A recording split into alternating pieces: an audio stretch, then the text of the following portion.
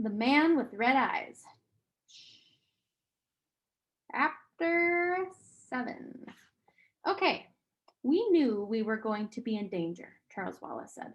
Mrs. Wassett told us. Yes, and she told us that it was going to be worse for you than for Meg and me, and that you must be careful. You stay right here with Meg, old sport, and let me go in and case the joint, and then report to you. No, Charles Wallace said firmly. She told us to stay together. She told us not to go off by ourselves. She told you not to go off by yourself. I'm the oldest and I should go in first. No, Meg's voice was flat. Charles is right, Cal. We have to stay together. Suppose you didn't come out and we had to go in after you. Uh-huh. Come on. But let's hold hands if you don't mind. Holding hands. They crossed the square.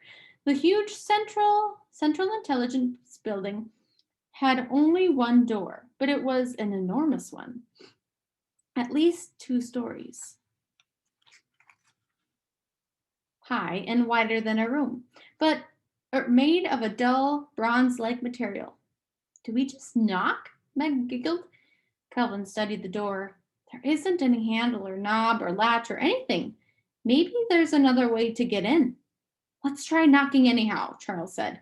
He raised his hand, but before he touched the door, it slid up from the top and to each side, splitting into 3 sections, and had been completely invisible a moment before. The startled children looked into a great entrance hall of dull, greeny marble.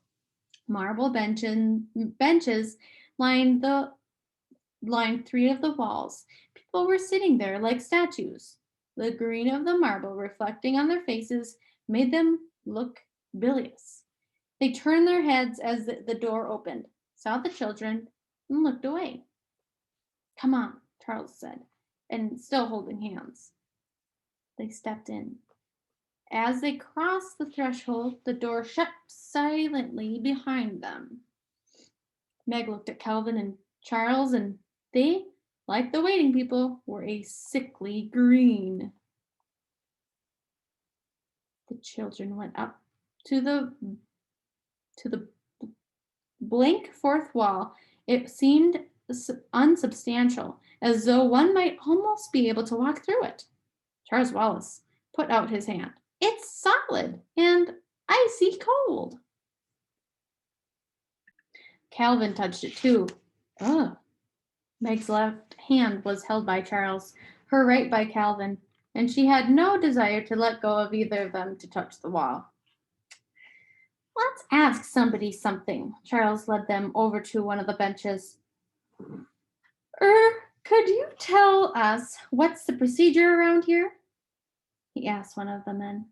The men all wore nondescript business suits, and though their features were as different one from another,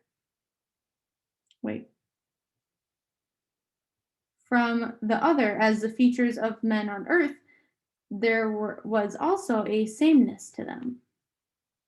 Like the sameness of people riding in a subway, Meg thought. Only on a subway, every once in a while, there's somebody different, and here there isn't. The man looked at the children warily. The procedure for what? How do we see whoever's in authority? Charles asked. You present your papers to the A machine. You ought to know that, the man said severely. Where is the A machine? Calvin asked. The man pointed to the blank wall. But there isn't a door or anything, Calvin said. How do we get in? Put your S papers in the B slot, the man said. Why are you asking me these stupid questions? Do you think I know the answers? Or do you think I don't know the answers? You'd better not play any games around here, or you'll have to go through the process machine again, and you don't want to do that. We're strangers here, Calvin said. That's why we don't know about things. Please tell us, sir, who you are and what you do. I run a #1 spelling machine on the second grade level. But what are you doing here now? Charles Wallace asked. I am here to report that one of my letters is jamming, and until it can be properly oiled by my F grade oiler, there is danger of jammed minds. Strawberry jam or raspberry? Charles Wallace murmured. Calvin looked down at Charles and shook his head warningly. Meg gave the little boy's hand a slight, understanding pressure. Charles Wallace, she was quite sure, was not trying to be rude or funny. It was his way of whistling in the dark. The man looked at Charles sharply. I think I shall have to report you. I'm fond of children, due to the nature of my work, and I don't like to get them in trouble. But rather than run the risk myself of reprocessing, I must report you. Maybe that's a good idea, Charles said. Who do you report us to? To whom do I report you? To whom then? I'm not on the second grade level yet. I wish he wouldn't act so sure of himself, Meg thought, looking anxiously at Charles and holding his hand more and more tightly until he wiggled his fingers in protest. That's what Mrs. Watson said he had to watch, being proud. Don't. Please don't, she thought, hard at Charles Wallace. She wondered if Calvin realized that a lot of the arrogance was bravado. The man stood up, moving jerkily, as though he had been sitting for a long time. I hope he isn't too hard on you, he murmured as he led the children toward the empty fourth wall. But I've been reprocessed once, and that was more than enough. And I don't want to get sent to it. I've never been sent to it, and I can't risk having that happen. There was the it again. What was the it? The man took from his pocket a folder filled with papers of every color. He shuffled through them carefully, finally withdrawing one. I've had several reports to make lately. I shall have to ask for a requisition for A through A-21 cards. He took the card and put it against the wall. It slid through the marble as though it were being sucked in and disappeared. You may be detained for a few days, the man said, but I'm sure they won't be too hard on you because of your youth. Just relax and don't fight, and it will be much easier for you. He went back to his seat, leaving the children standing and staring at the blank wall. And suddenly, the wall was no longer there, and they were looking into an enormous room lined with machines. They were not unlike the great computing machines Meg had seen in her science books and that she knew her father sometimes worked with. Some did not seem to be in use. In others, lights were flickering on and off. In one machine, a long tape was being eaten. In another, a series of dot dashes were being punched. Several white-robed attendants were moving about, tending the machines. If they saw the children, they gave no sign. Calvin muttered something. What? Meg asked him. There is nothing to fear except fear itself, Calvin said. I'm quoting, like Mrs. Who. Meg, I'm scared stiff. So am I. Meg held his hand more tightly. Come on. They stepped into the room with the machines. In spite of the enormous width of the room, it was even longer than it was wide. Perspective made the long rows of machines seem almost to meet. The children walked down the center of the room, keeping as far from the machines as possible. Though I don't suppose they're radioactive or anything, Charles Wallace said, or that they're going to reach out and grab us and chew us up. After they had walked for what seemed like miles, they could see the enormous room did have an end, and that at the end there was something. Charles Wallace said suddenly, and his voice held panic. Don't let go of my hands. Hold me tight. He's trying to get at me. Who? Meg squeaked. I don't know, but he's trying to get at me. I can feel him. Let's go back. Calvin started to pull away.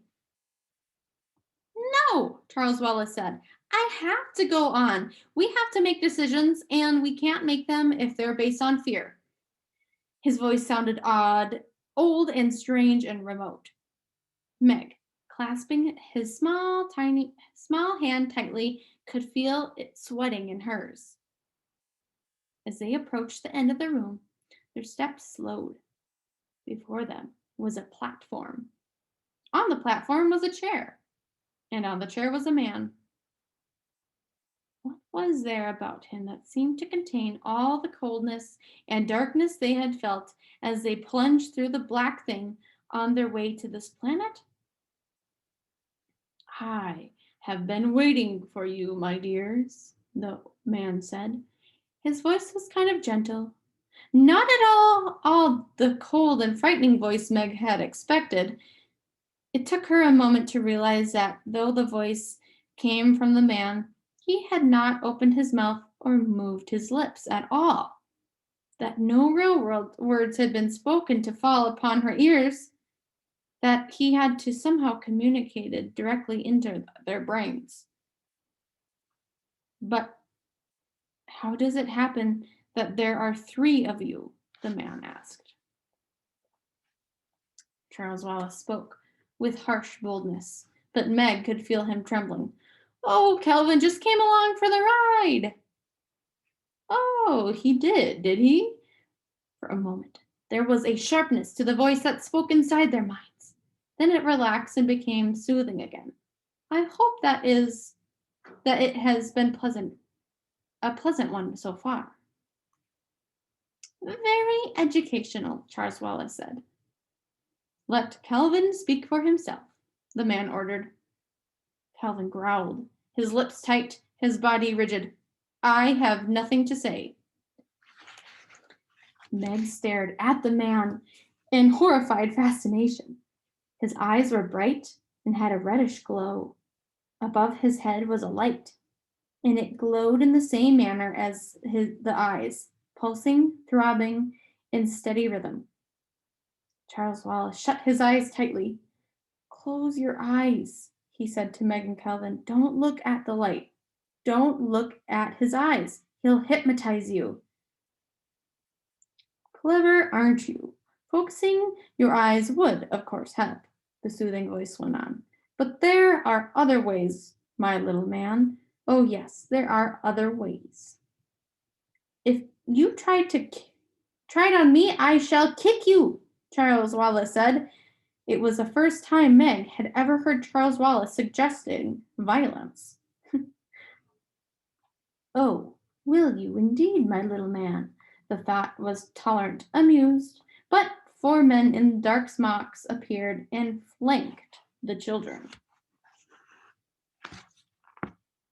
Now, my dears, the words continued, I shall, of course, have no need of recourse to violence, but I thought perhaps it would save you pain if I showed you at once that it would do you no good to try to oppose me.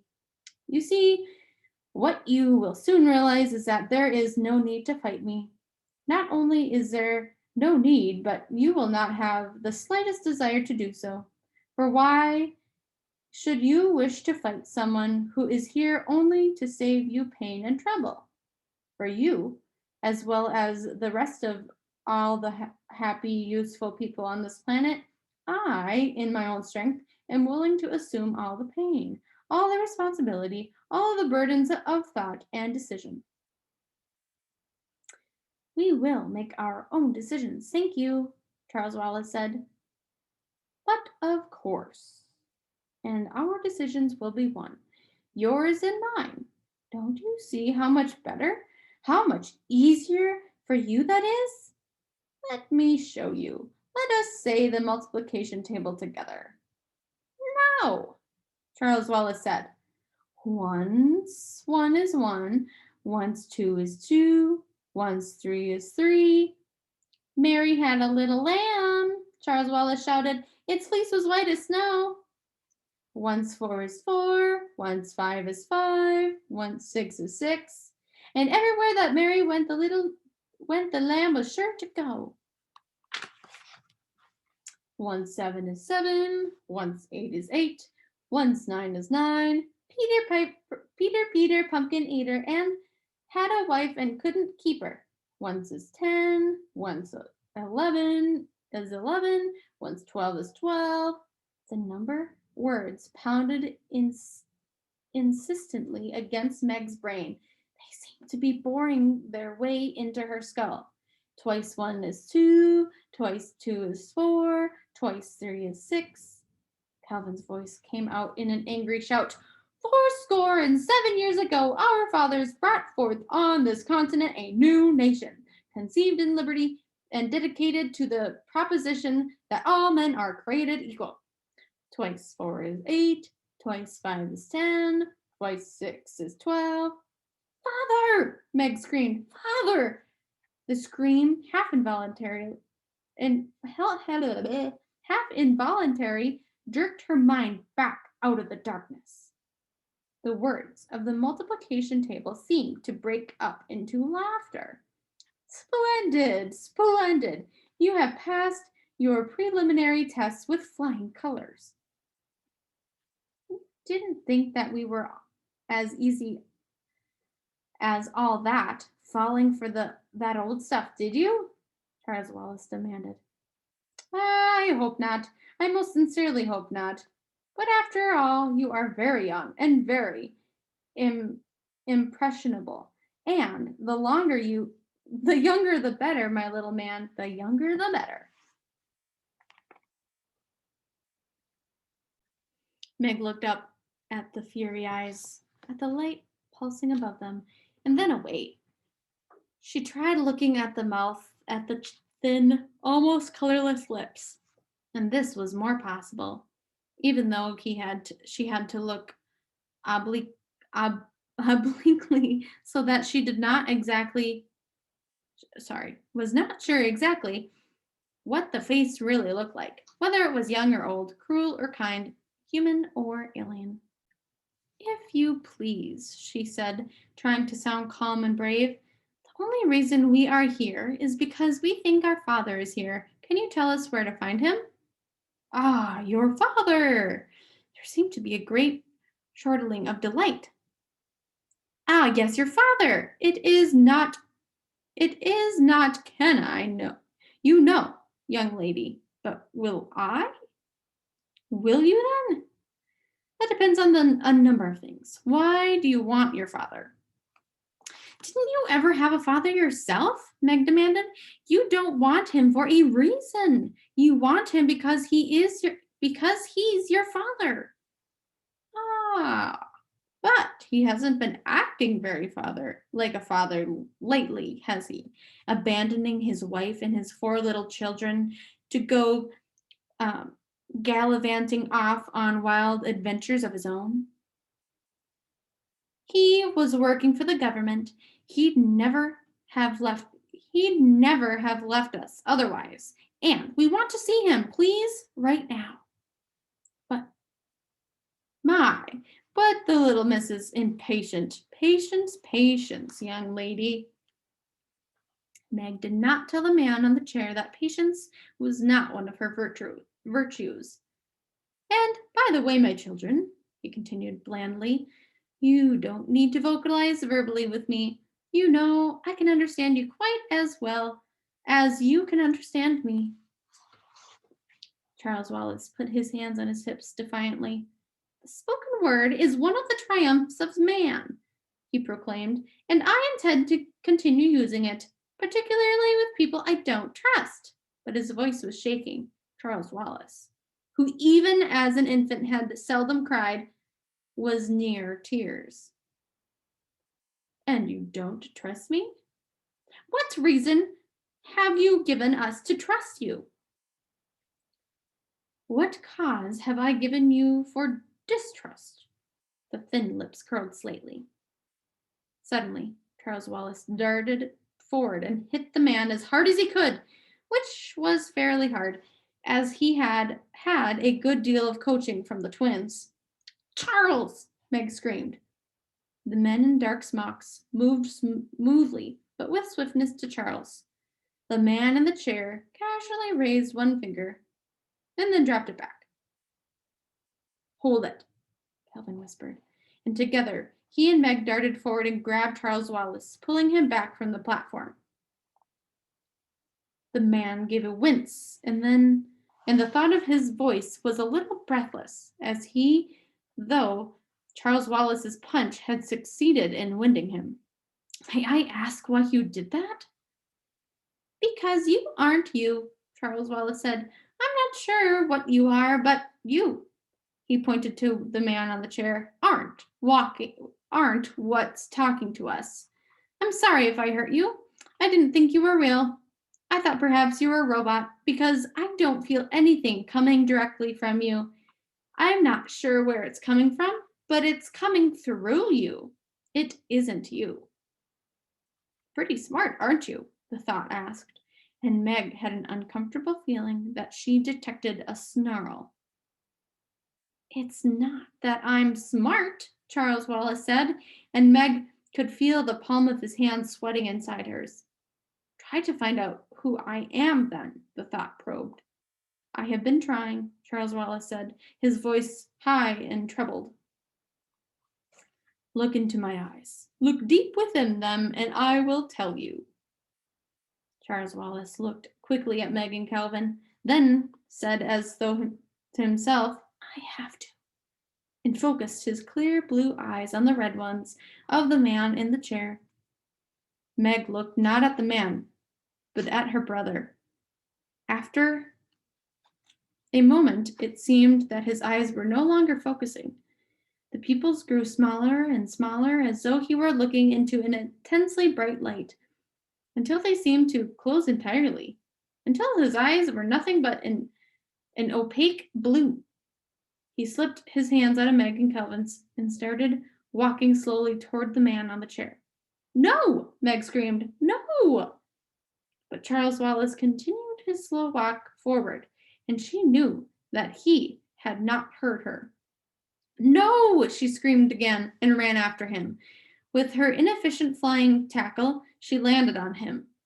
She was so much larger than that he fell sprawling, hitting his head on a sharp crack against the marble floor. She knelt by him, sobbing. After a moment of lying there, as though he had been knocked out by the blow, he opened his eyes, shook his head, and sat up. Slowly, the pupils of his eyes dilated until they were back to normal, and the blood came back into his white cheeks. The man on the chair spoke directly into Meg's mind, and now there was a distinct menace to the words. I am not pleased, he said to her. I could very easily lose patience with you, and that, for your information, young lady, would not be good for your father. If you have the slightest desire to see your father again, you better cooperate. Meg reacted as she sometimes reacted to Mr. Jenkins at school. She scowled down at the ground in sullen fury. It might help if you gave us something to eat, she complained. We're all starved. If you're going to be horrible to us, you might as well give us full stomachs first. Again, the thoughts coming at her broke into laughter. Excuse me. Isn't she the funny girl, though? It's lucky for you that you amuse me, my dear, or I shouldn't be so easy on you. The boys I find not clearly so diverting. Ah, well. Now, tell me, young lady, if I feed you, will you stop interfering with me? No, Meg said. Starvation does work wonders, of course, the man told her. I hate to use such primitive methods on you. But of course, you realize that you forced them on me. I wouldn't eat your old food anyhow. Meg was still all churned up and angry as though she were in Mr. Jenkins' office. I wouldn't trust it. Of course, our food, being synthetic, is not superior to your messes of beans and bacon and so forth, but I assure you that it's far more nourishing, and though it has no taste of its own, a slight conditioning is all that is necessary to give you the illusion that you are eating a roast turkey dinner. If I ate now, I'd throw up anyhow, Meg said. Still holding Meg's and Kelvin's hands, Charles Wallace stepped forward. Okay, what's next? He asked the man on the chair. We've had enough of these preliminaries. Let's get on with it. That's exactly what we are doing, the man said. Until your sister interfered by practically giving you a brain concussion. Shall we try again? No, Meg cried. No, Charles, please, let me do it. Or Kelvin. But it is only the little boy whose neurological system is complex enough. If you tried to conduct the necessary neurons, your brains would explode. And Charles's wouldn't? I think not. But there's a possibility? Well, there's always a possibility. Then he mustn't do it. I think you will have to grant him the right to make his own decisions. But Meg, with the dogged tenacity that had so often caused her trouble, continued, you mean Calvin and I don't, or you mean Calvin and I can't know who you really are? Oh no, I didn't say that. You can't know it in the same way, nor is it as important to me to have you know. Ah, here we are. And somewhere in the shadows appeared four more men in dark smocks carrying a table. It was covered with a white cloth, like the tables used by room service in hotels, and held a metal hot box containing something that smelled delicious, something that smelled like a turkey dinner. There's something phony in the whole setup, Meg thought. There is definitely something rotten in the state of Kamazats. Again, the thought seemed to break into laughter. Of course, it doesn't really smell, but isn't it as good as though it really did? I don't smell anything, Charles Wallace said. I know, young man, and think how much you're missing. This will all taste to you as though you were eating sand, but I suggest that you force it down. I would rather not have your decisions come from the weakness of an empty stomach. The table was set up in front of them, and the dark smocked men heaped their plates with turkey and dressing and mashed potatoes and gravy and little green peas and big yellow blobs of butter melting in them, and cranberries and sweet potatoes topped with gooey brown marshmallows, and olives and celery and rosebud radishes, and Meg felt her stomach rumbling loudly. The saliva came to her mouth. Oh, Jiminy, Calvin mumbled. Chairs appeared, and the four men who had provided the feast slid back into the shadows. Charles Wallace freed his hands from Meg and Calvin and plunked himself down on one of the chairs. Come on, he said. If it's poisoned, it's poisoned, but I don't think it is. Calvin sat down. Meg continued to stand indecisively. Calvin took a bite. He chewed. He swallowed. He looked at Meg. If this isn't real, it's the best imitation you'll ever get. Charles Wallace took a bite, made a face, and spit out a mouthful. It's unfair, he shouted at the man. Laughter again. Go on, little fellow, eat. Meg sighed and sat. I don't think we should eat this stuff, but if you're going to, I'd better too. She took a mouthful. It tastes all right. Try some of mine, Charles. She held out a forkful of turkey. Charles Wallace took it, made another face, but managed to swallow. Still tastes like sand, he said. He looked at the man. Why? You know perfectly well why. You've shut your mind entirely to me. The other two can't. I can get it through the chinks. Not all the way in, but enough to give them a turkey dinner. You see, I'm really just a kind, jolly old gentleman. Ha! Charles Wallace said. The man lifted his lips into a smile, and his smile was the most horrible thing Meg had ever seen. Why don't you trust me then, Charles? Why don't you trust me enough to come in and find out what I am? I am peace and utter rest. I am freedom from all responsibility. To come in to ask me is the last difficult decision you need ever make. If I come in, can I get out again? Charles Wallace asked. But of course, if you want to, but I don't think you will want to. If I come, not to stay, you understand, just to find out about you, will you tell us where father is? Yes, that is a promise, and I don't make promises lightly. Can I speak to Meg and Calvin alone without your listening in? No. Charles Wallace shrugged. Listen, he said to Meg and Calvin. I have to find out what he really is. You know that. I'm going to try to hold back. I'm going to try to keep part of myself out. You mustn't stop me this time, Meg. But you won't be able to, Charles. He's stronger than you are. You know that. I have to try. But Mrs. Watson warned you. I have to try for father, Meg, please. I want to know my father. For a moment, his lips trembled. Then he was back in control.